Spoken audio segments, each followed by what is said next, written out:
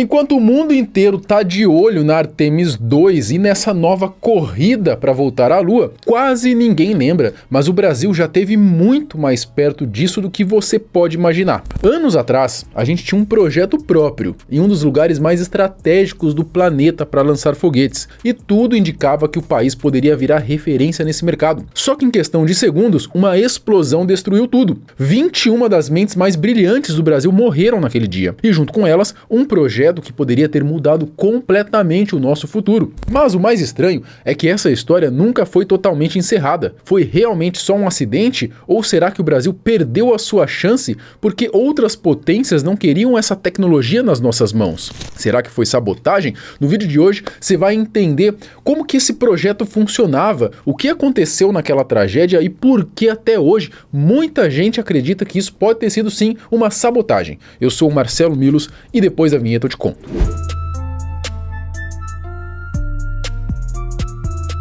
Só se fala em outra coisa além da missão Artemis 2, a primeira etapa tripulada do programa da NASA que pretende levar a humanidade de volta à Lua. Diferente da Artemis 1, que foi um teste sem ninguém a bordo, essa missão leva 4 astronautas ao redor da Lua para testar se a nave Orion e seus sistemas de suporte são realmente seguros para humanos no espaço profundo. E vendo algo tão grandioso assim, pode até parecer loucura imaginar, mas o Brasil já teve bem cotado na corrida espacial. Tudo fica ainda mais distante da realidade quando a gente lembra que, para quem não sabe, o país já passou um vexame danado ao ser expulso do projeto da Estação Espacial Internacional por não entregar simplesmente um pallet. O Brasil foi expulso da Estação Espacial. Por quê? Por que o Brasil foi expulso? Quando criaram a Estação Espacial Internacional, o Brasil fazia parte. Só que para fazer parte, tipo assim, Brasil, você vai fazer parte, mas faz alguma coisa pra gente. Pediram pro Brasil fazer um equipamento que tinha uma complexidade lá. O Brasil não entregou o equipamento. Reduziram o escopo do projeto. Faz esse menos complexo aqui. Não. O Brasil não entregou. Falou, Brasil, cara, esquece, cara. Faz pra gente. Vocês vão dar risada, mas é verdade, cara. Uma prateleira com 4 furinhos pra gente colocar experimento e colocar do lado de fora da estação. Um pallet, uma prateleirazinha. Faz isso. Já faria. O Brasil não fez. Mas nem sempre foi assim. O Brasil já teve perto de virar referência no lançamento de foguetes e cargas ao espaço, como um dos centros de lançamento mais estratégicos do mundo. Isso até uma catástrofe acontecer e mudar tudo. E para entender como isso é real, eu vou te contar essa história no início, começando por uma cidadezinha do Nordeste chamada Alcântara, o centro de lançamento de Alcântara. Senhores, uma pausinha bem rápida aqui para eu te fazer uma pergunta. Você curte futebol? Esse ano é o ano da Copa do Mundo, hein? Então presta atenção que eu vou te mostrar agora onde que eu faço as minhas apostas antes mesmo do jogo começar. E é óbvio que eu tô falando dela, da patrocinadora oficial aqui desse canal, a Blaze. Na Blaze você vai encontrar de tudo, tá? Campeonato Brasileiro, Champions League, Libertadores, com cotações em tempo real e uma plataforma rápida e simples de usar. Lembrando a todos que a Blaze é uma plataforma para maiores de 18 anos e ela é regulamentada pelo Ministério da Fazenda, possui autorização oficial para operar, então pode ficar tranquilo. Senhores, bora lá então, já estamos aqui na área de aposta esportiva da Blaze, já vou caçar aqui algum jogo que tá rolando do Campeonato Brasileiro. Dia 25 de abril, próximo jogo aí, ó, Botafogo e Internacional, já é um clássico, né? A odds aí pro Botafogo 2,46 e pro Internacional 3,05, tá? Eu vou no Botafogo, tá? 2,46. Clico aqui, escolho o valor, já tem alguns pré-selecionados, mas você pode digitar também se você quiser. Clica em apostar e já era, ó. Tá feita a nossa fezinha, agora é só esperar o jogão. Para participar é muito simples, junte-se à Blaze acessando o primeiro link que eu vou deixar aqui na descrição do vídeo ou escaneie o QR Code que está aparecendo aqui na tela. O cadastro ele é 100% digital e ele é seguro, tá? Lembrando que é para maiores de 18 anos e jogue sempre com responsabilidade. No interior do Maranhão, lá no norte do país, a cerca de 25 quilômetros da capital, São Luís, essa cidade, que parece aí só mais uma entre tantas, guarda um posicionamento geográfico que torna um local muito desejado no mundo todo. Alcântara fica a apenas 2 graus de latitude sul, ou seja, muito próximo da linha do Equador, e isso é perfeito para lançamentos espaciais, porque a Terra gira mais rápido nessa região. Esse detalhe gera uma espécie de empurrão natural no foguete, podendo reduzir o gasto de combustível em cerca de 30%, que é um dos maiores custos dos lançamentos, facilitando tudo. E não para por aí, tá? Por ser uma cidade litorânea e pouco povoada, caso algo dê errado, os destroços caem no mar, diminuindo muito o risco de alguém se machucar. Ali realmente é um local perfeito para isso. Parece até que foi feito para ser o centro de lançamento. E muita coisa aconteceu até essa base ganhar forma. Por exemplo, mais de 300 famílias quilombolas foram realocadas para que tudo saísse do papel, e muitas delas até hoje ainda não conseguiram a documentação de suas terras novas. Tá, você já entendeu que o lugar é bom demais aí para lançar foguete, e o Brasil também percebeu isso. Então, lá em 1980, decidiram construir o Centro de Lançamento de Alcântara, que foi inaugurado em 1983. Assim que os projetos começaram, a iniciativa ganhou repercussão e o Brasil passou a desenvolver o VLS-1, um veículo lançador de satélites. O objetivo era simples, mas ambicioso: ser o primeiro país da América Latina a lançar um satélite próprio. Era um foguete pequeno, com cerca de 20 metros de altura e 50 toneladas, capaz de colocar em órbita cargas de aproximadamente 380 kg. Seria algo muito brabo, motivo de orgulho, ainda mais para aquela época.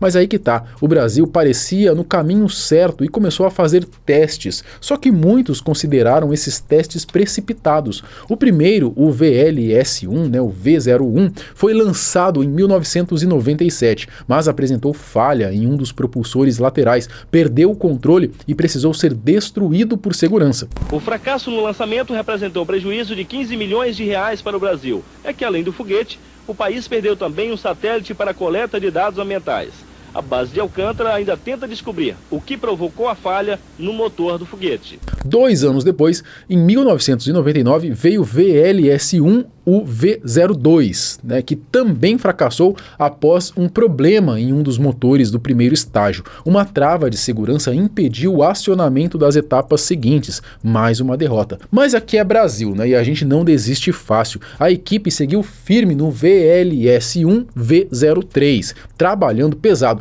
Dessa vez eles estavam confiantes, tinham corrigido os problemas anteriores e parecia que agora ia. Depois de anos de estudo e muito trabalho, tudo indicava que o lançamento finalmente daria certo. O dia 25 de agosto de 2003 foi marcado. Só que 3 dias antes, durante um expediente comum, a tragédia aconteceu. Vários engenheiros e técnicos estavam nos ajustes finais na estação quando, por volta das 13 horas, simplesmente tudo começou a pegar fogo. Uma chama tão intensa que em menos de 10 segundos já havia tomado os 20 metros do foguete, com temperaturas passando a 3.000 graus. O local era fechado, sem rotas de fuga próximas, e mesmo que houvesse, a velocidade e a força do fogo não dariam chance. Virou um cenário de terror. Infelizmente, 21 pessoas morreram e toda a estrutura foi destruída a ponto de retorcer o aço em menos de 10 minutos. Décadas de trabalho foram perdidas ali. A causa, segundo o laudo oficial, uma faísca, cuja origem nunca foi determinada, ativou um dos motores do primeiro estágio, abastecido com combustível sólido, que tem um poder de combustão muito maior que os convencionais, iniciando o incêndio. E era um foguete. No momento em que o motor acionou, ele tentou decolar, só que ainda estava dentro da estrutura, ao lado da torre móvel de integração. Basicamente um andaime gigante, se a gente pode dizer assim. Não tinha como aquilo não acabar em desastre. O foguete, com os propulsores em colapso, virou um maçarico gigante. Eles foram queimados vivos em questão de segundos. As câmeras 24 horas registraram tudo e dá para ver o quão rápido o fogo sobe. As imagens foram registradas pelo circuito interno de TV da base de lançamento de Alcântara. Cada estágio do terceiro protótipo do veículo lançador de satélites era monitorado por uma câmera, 4 no total, identificadas pelos números que você vê nos 4 campos da tela. Os estágios e as câmeras correspondem a cada andar do foguete, que está verticalmente acomodado na estrutura de lançamento. No alto, o horário local em Alcântara, 13 horas, 6 minutos e 59 segundos. Na câmera que monitora o terceiro estágio, pode-se até identificar uma escada. E o objeto amarelo que você vê no canto direito, abaixo na tela, correspondendo à câmera e ao estágio de número 4, é o satélite que seria lançado. Algo acontece exatamente às 13 horas e 26 minutos, quando as câmeras começam a vibrar. 6 segundos depois, a câmera que monitora o segundo estágio mostra chamas vindas do pavimento logo abaixo, onde estavam os motores principais na base do foguete. Em 1 segundo estavam destruídas as câmeras do primeiro e segundo estágios. Nesse momento ainda funciona a câmera do terceiro estágio, que também mostra chamas vindas de baixo. 1 segundo depois, a câmera já não funciona. A câmera do quarto estágio ainda sobrevive mais 4 segundos, mostrando a fumaça chegando ao topo do foguete. O restante só ficou registrado pela câmera número 6, postada na cabeceira da pista que leva à torre de lançamento. Ela registrou a violência das chamas, alimentadas por quase 40 toneladas de combustível sólido, além de vários materiais químicos de alta combustão. Um acidente trágico, não? Que acabou jogando o Brasil lá pro fim da fila quando o assunto é corrida espacial. Mas, e se não foi um simples acidente? Brasil sabotado? Existem teorias que levantam várias hipóteses, como a de que haveria evidências de espionagem francesa em Alcântara. A Folha de São Paulo chegou a reunir informações indicando que esse tipo de espionagem pode ter realmente acontecido, mas sem qualquer prova de que o acidente tenha sido resultado de uma sabotagem da França. Alguns relatos falam até de boias com equipamentos supostamente franceses encontrados próximas à área de lançamento de foguete. Outros foram além e disseram que a espiã seria uma mulher que dava aulas de surf na região. Mas o fato é que a suspeita de espionagem francesa chegou a ser investigada pela ABIN, sem nenhuma comprovação de sabotagem. Outros já apontaram os Estados Unidos, afinal, pouco antes eles tentaram fechar com o Brasil um acordo, o chamado Acordo de Salvaguardas Tecnológicas, que basicamente permitiria o uso da nossa base enquanto a gente ficaria sem acesso à tecnologia. Os Estados Unidos tinham e ainda têm tecnologia muito superior à nossa, mas um centro de lançamento ali no norte do país é extremamente estratégico. Claro que haveria pagamento, mas o Brasil entendeu aquilo como uma perda de soberania e sinceramente faz sentido. Agora dizer que por causa disso os americanos explodiram tudo, aí já me parece um exagero. Ou será que não? O curioso é que depois disso o Brasil acabou fechando um acordo com a Ucrânia. Pouco tempo depois, os ucranianos chegaram com uma proposta parecida, mas com uma diferença importante. Eles estavam dispostos a compartilhar a tecnologia, sem esconder setores ou impor restrições. Seria tudo em conjunto. Dessa vez, o Brasil aceitou. E claro, os americanos não ficaram felizes. A grande coincidência é que no mesmo momento em que o acidente acontecia, o então presidente da Agência Espacial Brasileira, o Luiz Bevilacqua, ele dava uma entrevista coletiva sobre o acordo firmado entre Brasil e Ucrânia para uso da base de Alcântara, que deu origem à empresa Alcântara Cyclone Space. Quando foi informado do acidente por jornalistas, Bevilacqua chegou a ironizar: só se for um foguete de São João, já que até então não havia motivo aparente para uma explosão. A frase repercutiu bastante e depois ele precisou se retratar. Desde então ficou aquela desconfiança no ar, mas como não havia nada além de coincidências, o assunto acabou esfriando.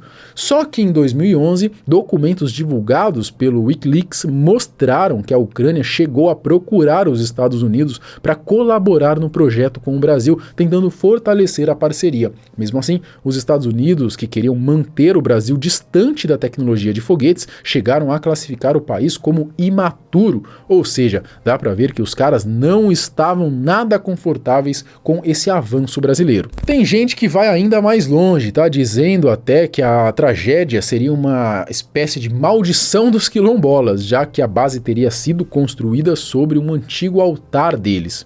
Não. Que a torre, porque ali, para quem não sabe, Alcântara tem uma comunidade quilombola, e o lugar onde a torre estava construída era um lugar sagrado para os quilombolas.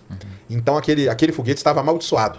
Nunca ouviram essa? Essa não. Tá vendo só? Pô, aí, ó, tá? Eu falo que tem teoria maluca aí, tá vendo só? Outros já apelam de vez, né, e falam aí até de alienígenas. Porque teve gente que falou que viu alguns objetos no ar ali pouco tempo antes do foguete incendiar. Nunca ouviram essa também? Também não. Pô, tá vendo? Você tinha que ter me entrevistado, cara. Aí eu ia vir com as teorias da mais maluca de todas. No fim, tudo gira em torno de uma coisa só: poder. A França tem a Guiana Francesa com uma posição geográfica bem parecida com a de Alcântara. E o avanço brasileiro acabaria competindo diretamente com o deles. Já os Estados Unidos sempre dominaram o mercado de transporte espacial e dificilmente aceitariam, mesmo que de forma indireta, novos concorrentes, né, ainda mais considerados imaturos, como eles mesmos disseram. Infelizmente, o projeto brasileiro não foi muito longe. Depois da tragédia, o centro de lançamento foi reconstruído, agora com mais foco em segurança e tecnologia. O prejuízo do acidente chegou a cerca de 39 milhões de reais, sendo 14 milhões só do foguete. E o Brasil acabou abandonando o projeto VLS anos depois, com aproximadamente 60% concluído. Em 2015, a parceria com a Ucrânia também fracassou de vez e foi encerrada. Hoje, o país tenta desenvolver um novo modelo, o VLM, com apoio da Alemanha, além de transformar o centro de lançamento de Alcântara em um polo internacional de lançamentos comerciais de satélites e foguetes. Mas a verdade é que ele ainda está bem longe de ter a relevância que um dia já teve. Brasil sendo Brasil, não é? Mas e aí, você conhecia essa história do foguete brasileiro que pode ter sido sabotado? Acha que nós teríamos capacidade de bater de frente aí com russos e norte-americanos se tivéssemos, sei lá, talvez mais incentivo, mais políticos que apoiassem a causa? Comenta aqui embaixo, eu quero saber a opinião de vocês. Até o próximo vídeo. Tchau!